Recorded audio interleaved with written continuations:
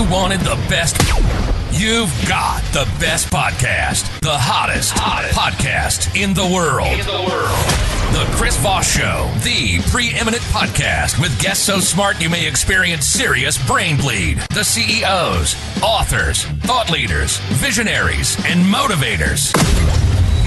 Get ready. Strap yourself in. Keep your hands, arms, and legs inside the vehicle at all times, because you're about to go on a monster education roller coaster with your brain. Now, here's your host, Chris Voss. Hey folks, it's Voss here from thechrisvossshow.com. Hello, ladies and gentlemen, welcome to the big show. We certainly appreciate it. As always, the Chris Voss Show is a family that loves you but doesn't judge you. And, it's a big tent family. As long as you're not evil, you're a good person. We love you and support you. So you always have love here. It's opinions expressed by guests on the podcast are solely their own and do not necessarily reflect the opinions of the host or the Chris Voss Show. Some guests of the show may be advertising on the podcast, but it is not an endorsement or review of any kind. Anyway, we have an amazing young man on the show. We're going to be talking to him about his books, his poems, his authorship, etc., etc. One of his latest books was called Entering a New Era of Do, under the pen name D.E. Walsh, and we're going to get into some of his insights on what he does. Dale Walsh joins us on the show today. He has been dealing with the diagnosis of serious mental illness for 50 years, since being removed from Dartmouth College and hospitalized for delusions in 1975. He's been challenging and often difficult road back to his sanity from the pits of psychosis, for which he was hospitalized 15 times before 2006. He now considers himself fully medicationally recovered and uses his experience with both his condition itself and the knowledge of the mental health system to mentor the family caregivers of those with the diagnosis of schizophrenia. He's lived in Hackensack, New Jersey, with his own unsupervised bachelor pad since returning to Fairleigh Dickinson University in 1981, which he graduated magna cum laude 5 years later. He is a prolific poet with an archive of 5,000-plus verse works and 5 poetry collections on Amazon under the author name D.E. Walsh. And he's also a dedicated New York Yankee fan. Welcome to the show, Dale. How are you? Thank you very much, Chris. Great to see you. I'm doing great. Happy Valentine's Day. Happy Valentine's Day to you, too. I know, two dudes wishing each other Happy Valentine's Day is kind of weird, isn't it? No, I'm just teasing. I'm just a little bit, but it's a national holiday. So. I'm not sending you chocolate, Dale. But okay, I appreciate that. Dale, give us .coms. Where can people find you on the interwebs? Okay, my mentoring.com is www.livelove.net. DoLiveLove.net. That's for my schizophrenic mentoring program. I think you were going to lead us off with a poem. You kind of tell us a little bit about your journey and what you do there in the poem form. Absolutely. So this is what I call my introductory poem. It's actually in my second collection, which is called Fossil Fuel for the Brain. It's also available on Amazon. And it goes, Dale reviewing what actually happened, and it goes like this. Hi, I'm God was a joke I made after killer Dartmouth toke of some primo Ivy League smoke, which apparently caused me to choke because in mental hospital I awoke with roomie Gabriel, the main bloke who did my delusions angelically stroke, while doctor claimed my brain broke the moment divine gag I spoke. Testifying I was only bit quack, which clinicians diagnosed as psychotic attack, preventing me from getting sanity back until I came to Teaneck Hackensack to pursue resident therapy program track and deal with my evident lack of reason among psychiatric patient pack who never gave me any slack. Under interrogation, the story in crack. Oh. So that's it in a nutshell, Chris. I was at Dartmouth College. I had a very good year, but I was drug-addled. I was doing massive amounts of marijuana and other things like LSD and stuff. So in the summer, I came up with what I thought was the greatest joke I'd ever come up with, which was, hi, I'm God. One thing led to another, and 5 days later, after being interrogated by a set of Ivy League college psychiatrists, I was in a hospital with a roommate named Gabriel, who was very deferential towards my mother, Mary Alma, whose second husband's name was Joseph, and who ultimately married the judge. Oh, was there was a reason you were taking so much drugs? Were you maybe coping with trauma or something that was going on personally for you?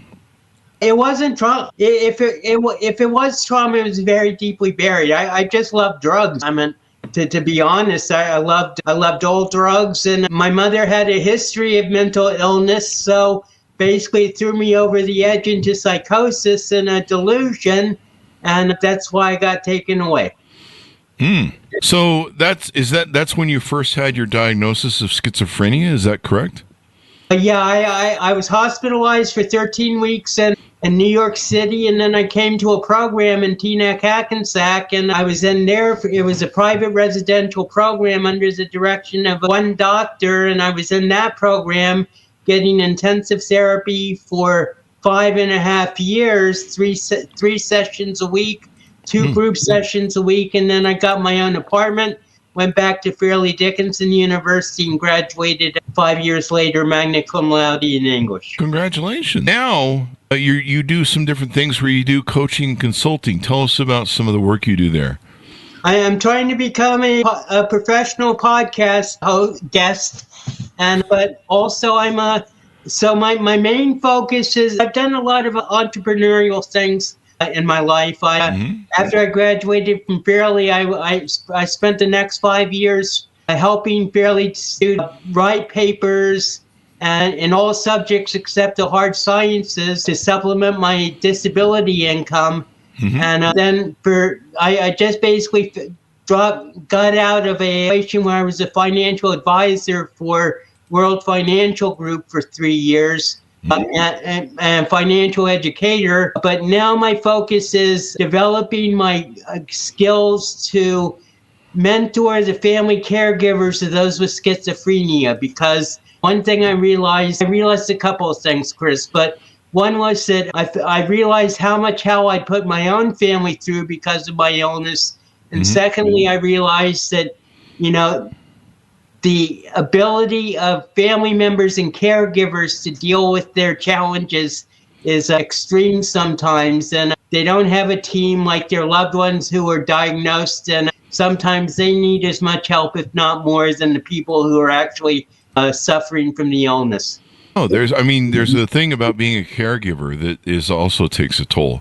If you're caring for someone who is, has health issues or mental issues, there's a bit of a challenge there in being able to understand stuff. And it's probably good that you're on the other side to kind of advocate for the patient maybe a little bit in helping the caregiver understand what the patient is going through. Does that sound right? That's basically why I launched this, is because I feel that with my experience of 50 years dealing with schizophrenia, I basically know the condition inside and out. And I think one of the great obstacles the caregivers have is they just have no information about what schizophrenia is. And, even if they have a therapist or a doctor, the doctor talks about delusions or hallucinations, and the professionals talk about symptomology and everything.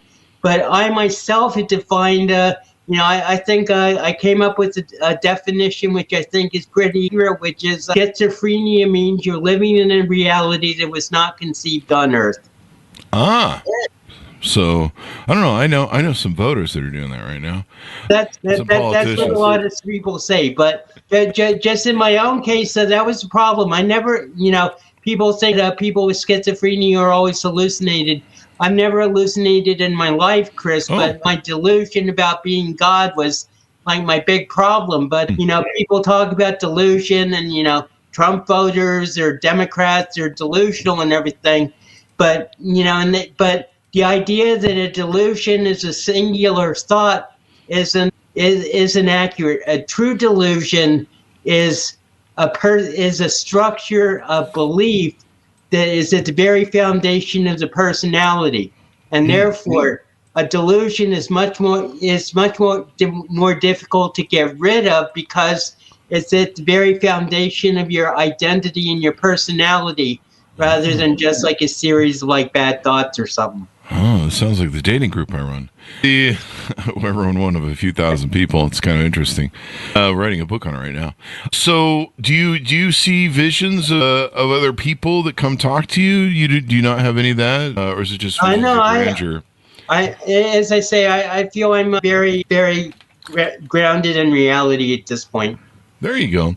And so you're able to advocate for both the caregivers and the patient of a family.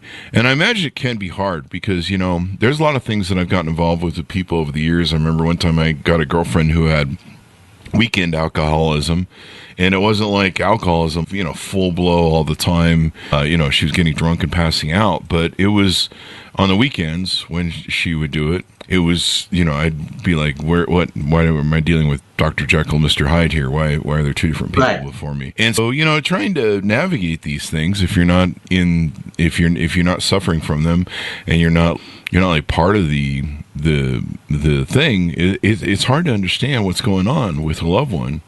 And, you want to take care of them, you want to help them, but you don't fully understand what's going on. It's like you didn't go to school for this stuff. So you do coaching on the website so that you can help people.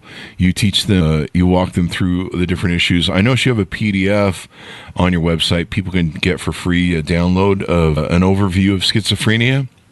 And so people can get some details from you for free there?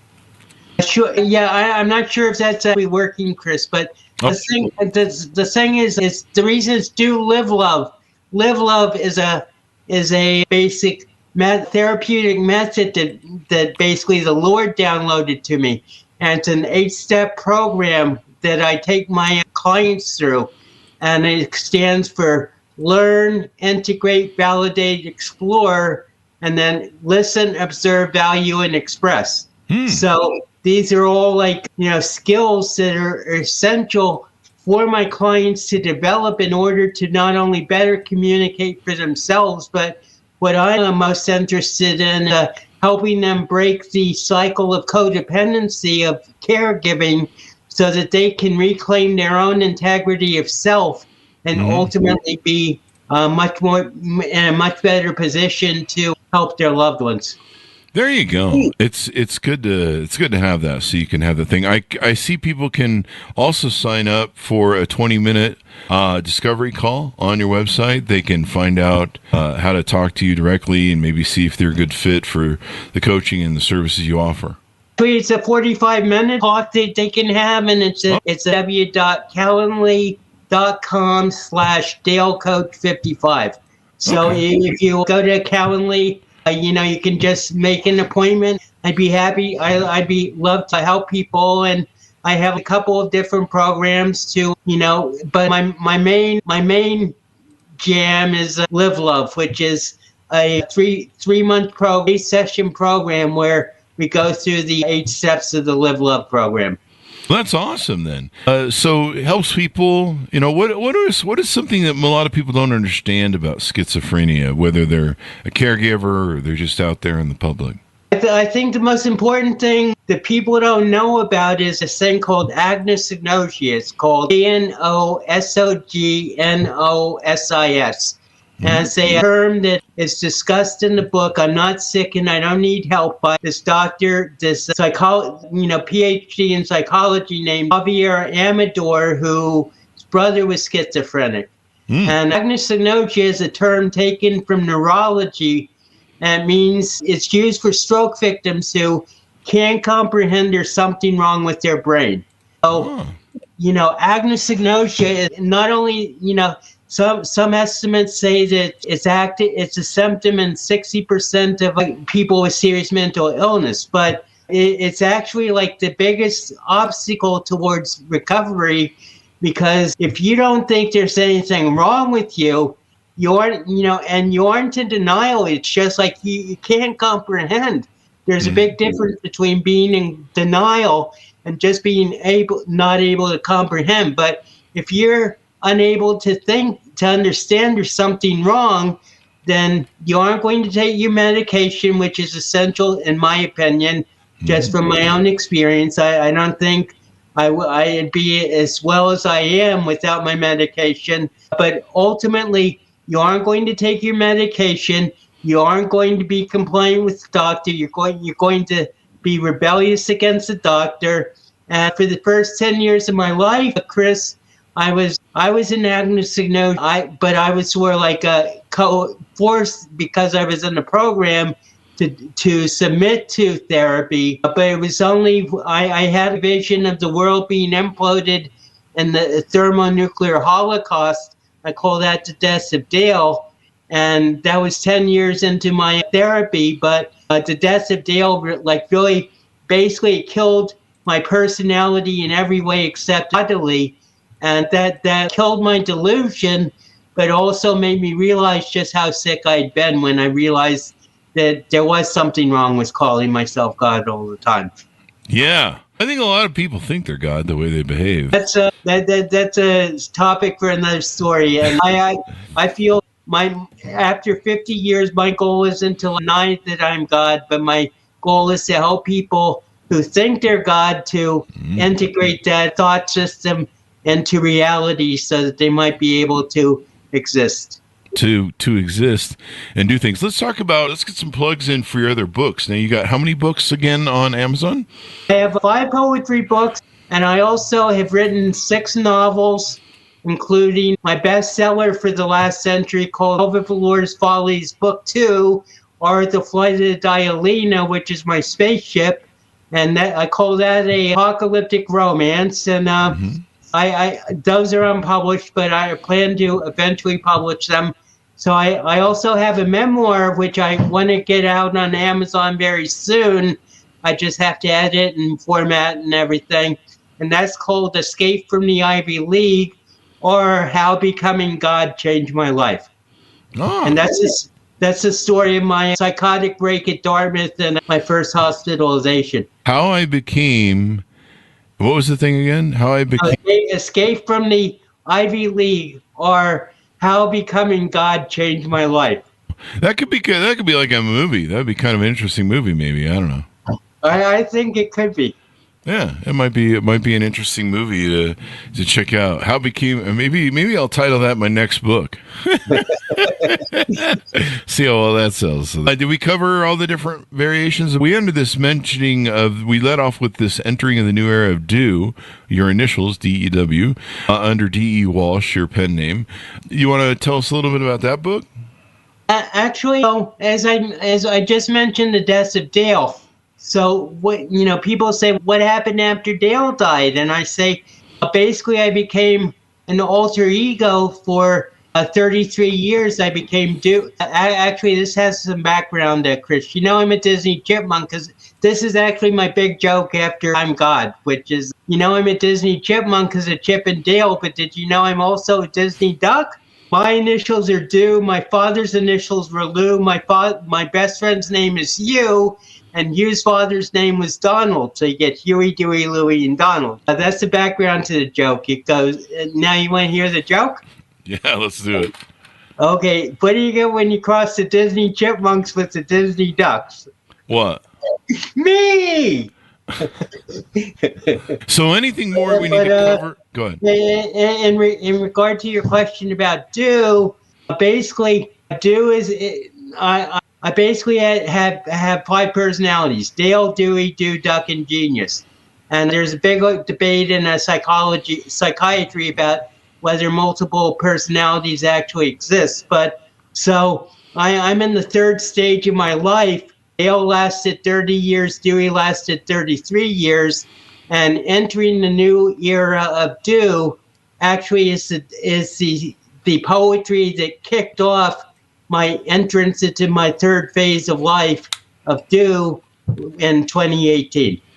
And so now you're in the Do phase of your life. I am. And I figure that's going to last about 30 years still. Oh, that's good to have. That's good to have. Well, as we go out, give us your final pitch out for people to reach out to you, on board with you, do a call with you, what you can help them with, and any .coms. Okay, my website is www.dewlivelove.net, dewlivelove.net. That's my website, and you can sort of see what I do about mentoring family caregivers. And then there's my Calendly link, which is where you can make a free 45-minute call to me. That's www.calendly.com/DaleCoach55. And then if you go to Amazon and put in under books, search for books, you usually have to scroll some because I'm not a big bestseller. But if you scroll some and find books, poetry collections by D.E. Walsh, I'll have 5 books there.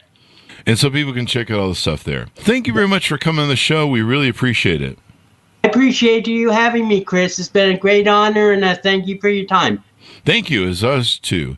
As always, folks, check out his books. The one book I think we profiled or we let off was the one on Amazon there. Thanks to my audience for tuning in. Go ahead. They're all on Amazon. They're all on Amazon. So the one I mentioned, the poem I recited, that's a book called Fossil Fuel for the Brain. Fossil Fuel for the Brain. Thanks for for tuning in. Go to goodreads.com/Chris Voss, LinkedIn.com/Chris Voss, Chris Voss 1, the TikTokity, and all those crazy places on the internet. Be good to each other. Stay safe. We'll see you next time. And that should have us out, Dale.